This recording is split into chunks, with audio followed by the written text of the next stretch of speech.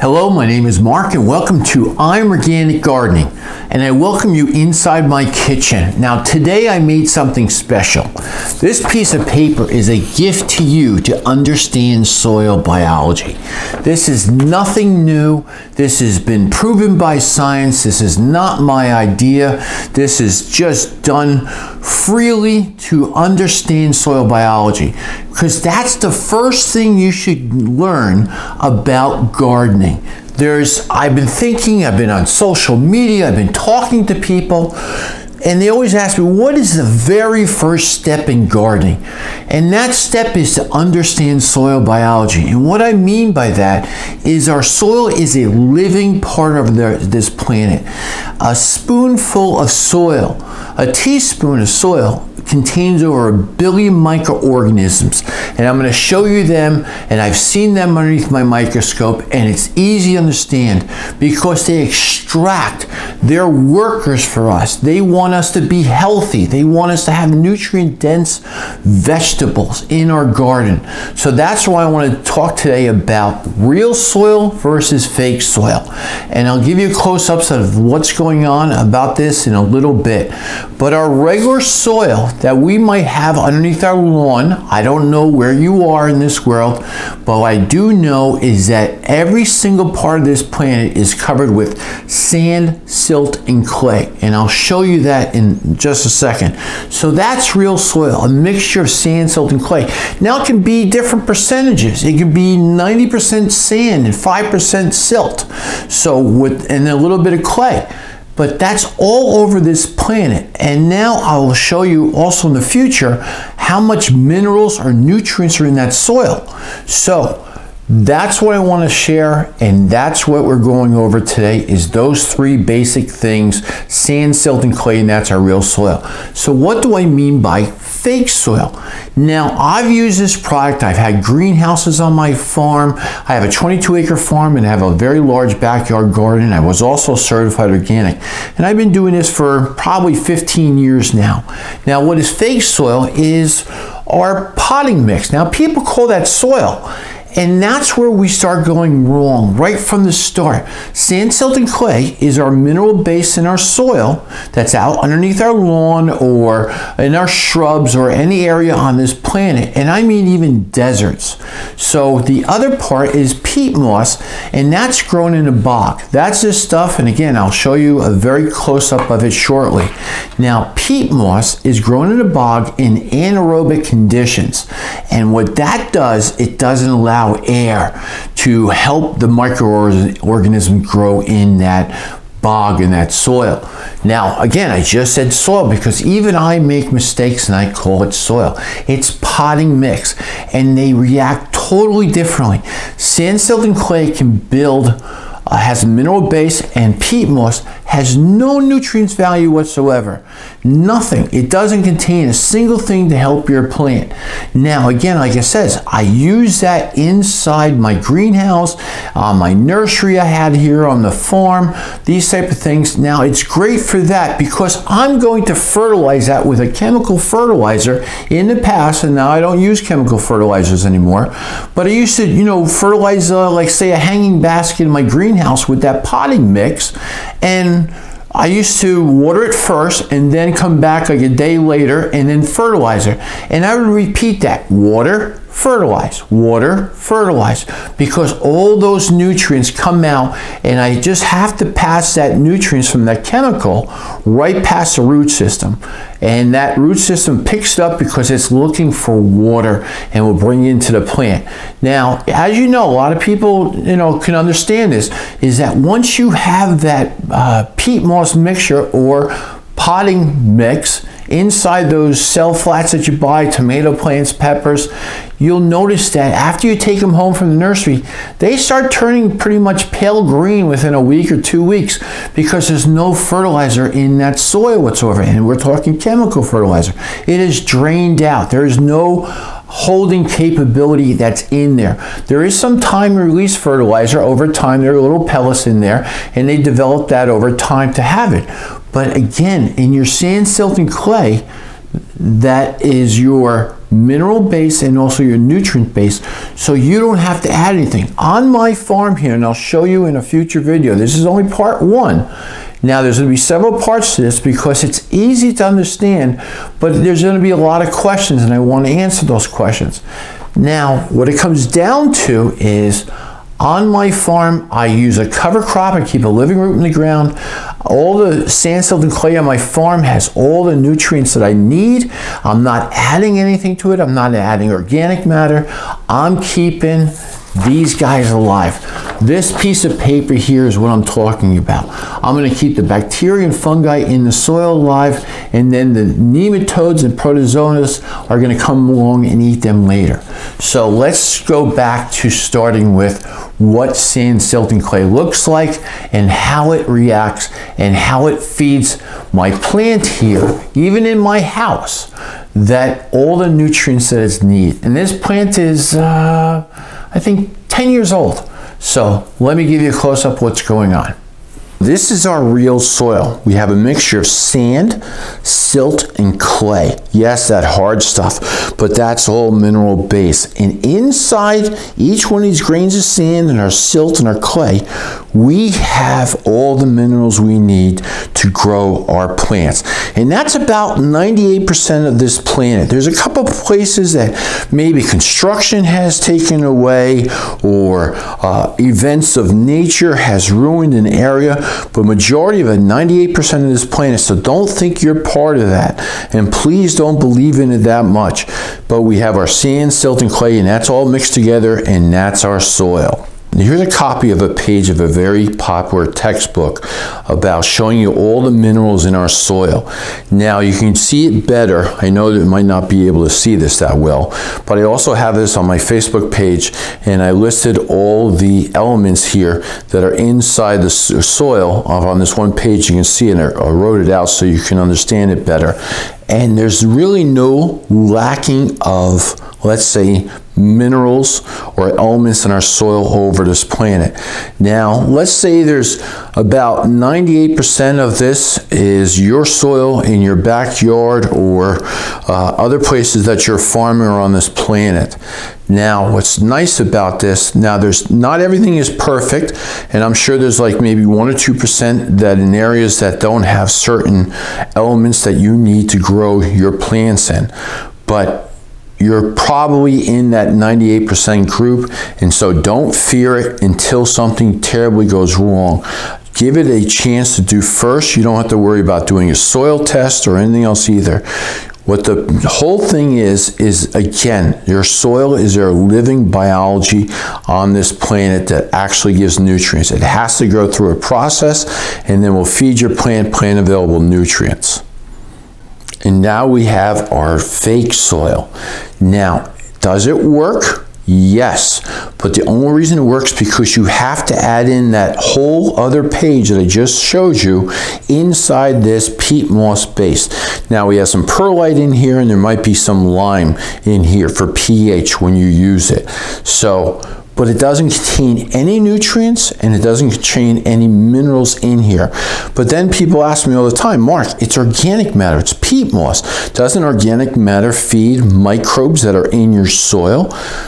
No, this is grown in a bog, and it doesn't really satisfy the bacteria and the fungi to eat it, and it's very difficult to get it started. So you have to bring in, let's say, maybe compost as a food source to add to this. Now you're saying, but the thing is, you have to add all the minerals your plant needs, and sometimes people are saying there's like 17 basics, micros, and macronutrients that you have to put in here. I believe there's even more. There's up to the whole periodic table that you have to add in here. You have to add in all kinds of things, even boron in here. Here's the GIF I made up for you. It's a simple chart explaining the process of taking nutrients from sand, silt, and clay, because that's what they're full of, and we have that as a fact from that one piece of paper. Now here, it's just very simple to understand. We have our group A, and again, this is on my Facebook page, and you can see a really clear picture of it and also how it works, that we have our bacteria and fungi. That will take our nutrients from our sand, silt, and clay and store it in their bodies. They will eat that and dissolve it with a very mild acid. And they eat that and they store it in their body, and that's group A. Now, group B here is protozoas and nematodes. They eat group A. And when they eat group A, they take those minerals and nutrients from their bodies, and then they use what they have to do in their bodies with it to maintain life, and then they poop out, group B here, poops out plant available nutrients, and that's how nature works. Now, that's the only way to do it. There's only two other things that I want to mention that give nutrients directly to your plant. And what they are worm castings and also rabbit manure, because inside their bodies they have this going on. So they can take the nutrients and then bring it inside these cells here, and also the bacteria and fungi, and then also they have their protozoas and nematodes in their intestines, and they eat all that material, and then they poop it out, you know, in the worm casting, and then you have plant available nutrients. So you have chemical fertilizer that goes directly to your plant, but doesn't use this at all, bypasses this, kills this off in the soil, and then you have your worm castings and also rabbit manure that can go directly from the sand, silt, and clay, making nutrients, and then poop it out and make it plant available nutrients. And last but not least, again, your peat moss base here is just that. It has no minerals in it whatsoever. So none of this soil food web or this group A and group B that poops out plant available nutrients can get anything from this. So you have to add everything on that list, a whole chart of them inside here, at least 17 to maybe 45 different things inside your soil here. And also too, this dries out very quickly, and that's what kills off those microorganisms. Now, those microorganisms, what do they want? They always want moisture, and they always want food to eat. Now, they will eat organic material that will help them to stay alive. So now, like I mentioned before, we have sand, silt, and clay that they eat and get nutrients out of it. So Mark, what about compost? Now compost, if you feed it over here inside your soil, compost, if you believe in compost to give your plants nutrients, then you believe in this, what's going on, and that's what I want to show you. But compost will be eaten and go away, and you always have to provide it. So now, this is very interesting, and this is one, and I'm glad you're watching this video up to this point. Now, this takes, the minerals out of the compost and feeds it to your plant. It has to go through group A and group B and poops it out. Now, what is also exciting about this is how also, if you don't have a lot of compost or organic material in your soil, which is about 5%, then you have something else too that helps it here, and I'll show you. So here I have an example of my house plant, and what I want you to understand that also plants feed the soil, and that's how again, organic systems work. Now this plant here is taking sunlight in and also taking it and putting it back down into the roots. It's taking the sunlight and carbon dioxide out of the atmosphere, and is going to feed those microbes. So how does it do it? It takes that sunlight and makes sugars, carbohydrates, and proteins, and goes down into the root system here, and then will feed those microbes that are in the soil. And these are the microbes I'm talking about. Those exudates that will take that carbon dioxide and sunlight and then take it from the plant and push it back in the soil and feed this whole group. It works one way from the sand, silt, and clay to the plant, and then the plant works back the other way to keep this all alive in the ground. It is constantly feeding those microbes, exudates, and that is sugar, proteins, and carbohydrates to keep them alive, but they're also sending them a signal what that plant needs. So let's say that plant needs a little bit of nitrogen. That plant will send a signal to this group here, and they will go out and search for nitrogen in the soil and bring it back and then feed the roots of the plant. That's another great, amazing thing that is happening on this planet every single day. No one is giving fertilizer or helping plants and else too that are in the woods or shrubs or anything you see or flowering plants else too. Man and mankind is not doing all this alone. Nature has been doing this, and nature wants you to get fruit that is nutrient dense, and the way you got to get that is you have to have all those minerals in the soil so it can extract it to it and then put in your produce. Now, another question that comes up all the time is that, Mark, we got our sand, silt, and clay, and you're saying that there's minerals in there that can feed my plant, but I'm taking away minerals when I harvest my tomatoes or my broccoli or cabbage. Yes, a very small part. And how much do I mean? Like if you just grab one little bit of sand grain here, that's how much it's taking away. Until you run out of all these three things in your soil, real soil, then you have to worry.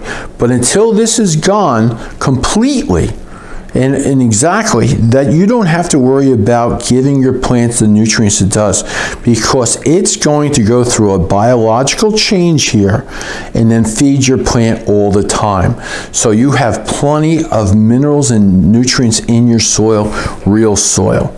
So when you start your garden, make sure that you understand how you can use sand, silt, and clay in your soil, and there's so many other benefits to it also too, that even it's better than compost or anything else. Again, if you believe in using compost, or some people talking to you got to put compost in there, yes, you have to put a little bit of compost, only 5% in here, to make it work. And you can always use compost tea to get things started also too, and there'll be a separate video on that. I want to thank you very much for watching this video. Again, go to my Facebook page and print out this chart so you have a very good understanding. This is the very first step that you should understand what soil is and what fake soil is. So, and also this chart will be there too with all the names and all the minerals that are on there. So enjoy it, start with it. Again, plants feed the soil, carbohydrates, proteins, and sugars, and also those are called exudates. And our sand, silt, and clay has all the mineral base that we need and elements in pretty much 98 to 90% of this world that is covered with this beautiful soil that we have on our planet, which is a living part of our planet with microbes in it. So enjoy. Thank you for watching, and again, this is part 1, and there's going to be several parts of this. And again, this is a good year to start understanding this, because it is essential, because food prices are just going off the chart. So again, I'll see you shortly, and happy gardening.